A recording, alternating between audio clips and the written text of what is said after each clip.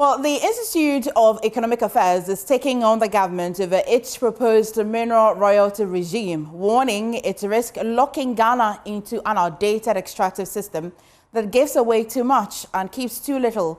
The think tank is rejecting the draft Minerals and Mining Royalty Regulations 2025, which sets sliding royalties rate at 5% to 12% for gold and lithium, and a flat 5% for other minerals, describing the approach as a continuation of a colonial model of resource exploitation. IEA also is advocating for a model of full national ownership where the state retains control and contracts private firms, now local or foreign, strictly through a service agreement. And joining us this afternoon is Mohammed Kabori. He is the spokesperson for the Lands Ministry and joins us via Zoom. Thank you for joining us this afternoon. So with these concerns coming from CSOs, is the ministry going to withdraw the bill? Good afternoon to you, and thanks so much for having me.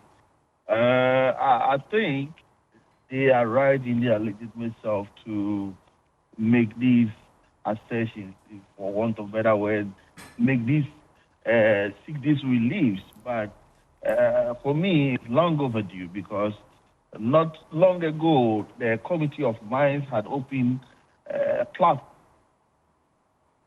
was welcoming some of these decisions from like the public and corporate Ghana to, as they also feel contribute to strengthening and sharpening the new model that we're looking at.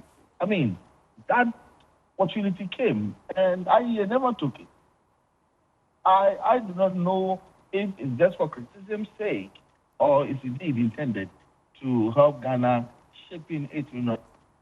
In the first place, IEA was in this country when we locked up the Royalties, and we didn't hear anything of this sort.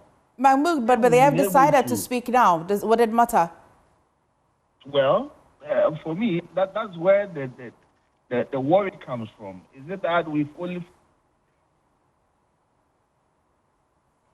Do I still have Mahmoud? Or it's just that it's a mere coincidence? For me, the current arrangement of a sliding scale puts Ghana at a very important position where we are able to maximize our benefit or our share in terms of our minerals deposit. Are you open to engaging IEA at all? Because at least it's still a bill. It hasn't gotten to the point where you cannot do anything to it. Recently, not 2 weeks, not more than 3 weeks ago, we extended invitation to a number of CSOs in this country, including IEA, and they never showed up. So I don't think the interest is about finding. Is the invitation time bound? Is the invitation time bound? Well, I mean, this is Government of Ghana project, and Government of Ghana deals with timelines. And some of these things, you are supposed to work it in such a way that new mineral deals that are coming out, you know how you're going to deal with it. So until IEA is satisfied, it means the country is not going to have... But and again, back to the question that I said, fortunately, it's still a bill. It hasn't gone through. In fact, Parliament just reconvened, and it's still a bill. It's still not going to go through the process. I hear you say that you invited them first. They didn't honor it, but they have shown concern now. Have you closed the door, or you will engage them? The point I'm making is that if you say you're going to re-engage other CSOs, it means that you're going to suspend or you're going to withdraw the bill from Parliament, and for want of better words, fine-tune it and submit it again. It's timelines that we're dealing with. And so, for me, everybody shared in the plight of IEA where they say, look, why don't we own these mining companies? Get private individuals or entities to run the show for us so that we benefit more. No one wants that.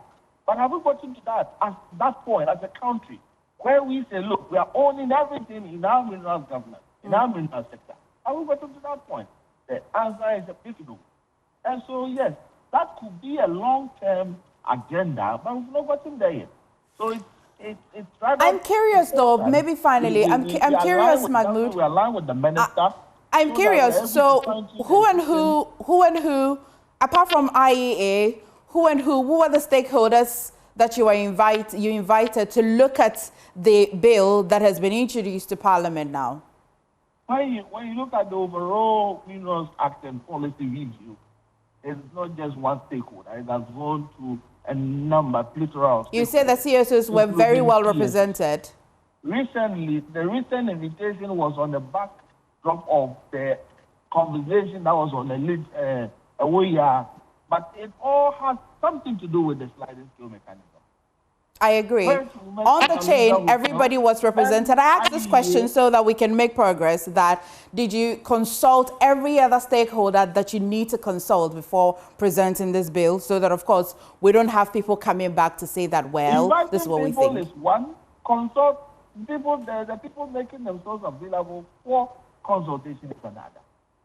So you don't just consult, you invite people to come to the round table for a discussion.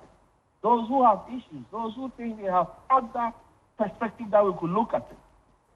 So it is about invitation, and it's about those who honor that invitation. And I'm just telling you, IEA didn't honor that invitation. And even if they have something substantial to contribute, I've not received a single paper from IEA to the ministry indicating that, look, we can do this, it will be better than that. Can they use one paper they have submitted to the ministry in a form of their suggestions, their contribution to fine-tuning our mineral document? No.